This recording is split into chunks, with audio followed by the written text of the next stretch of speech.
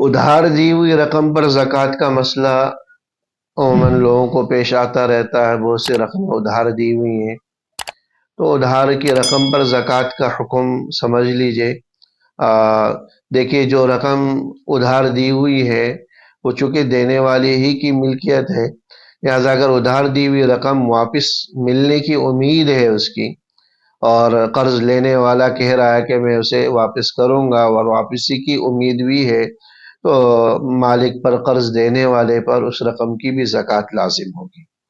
جب اس رقم کی زکوٰۃ لازم ہے تو اب اس کے پاس دو اختیارات ہیں، چاہے تو ہر سال کی زکوٰۃ ساتھ ملا کر اس کی بھی ادا کر دے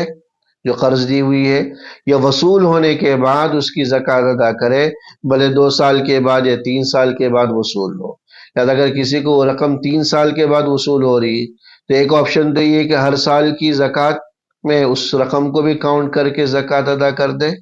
یا 3 سال کے بعد جب وصول ہو جائے تو پچھلے تمام سالوں کی زکوٰۃ ادا کرے۔ تو قرض کی رقم جس کے ملنے کی امید ہو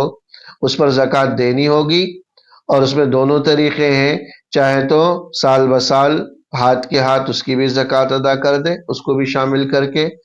نہیں تو پھر وصول ہونے کے بعد، بھلے وہ کئی سال کے بعد وصول ہوئی ہو، پچھلے تمام سالوں کی زکوٰۃ ادا کرنی پڑے گی۔ اور اگر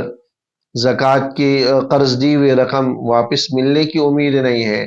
آدمی مایوس ہو چکا ہے کہ سامنے والا اب ادا نہیں کر سکتا، ادا نہیں کرے گا، تو پھر اس رقم پر زکوٰۃ نہیں ہے۔ جب وصول ہو جائے بالاتفاق، اگر وہ رقم وصول ہو جائے تب بھی پچھلے سالوں کی زکوٰۃ نہیں ہوگی، وصول ہونے کے بعد صرف اسی سال کی زکوٰۃ لازم ہوگی،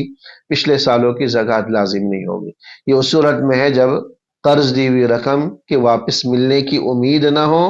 انسان بالکل نا امید ہو چکا ہو، پھر بائی چانس یا اتفاقی وہ رقم واپس مل جائے تو صرف اسی سال کی زکوٰۃ ہوگی جس سال میں وصول ہوئی ہے، پچھلے سالوں کی زکوٰۃ اس مال پر لازم نہیں ہوگی۔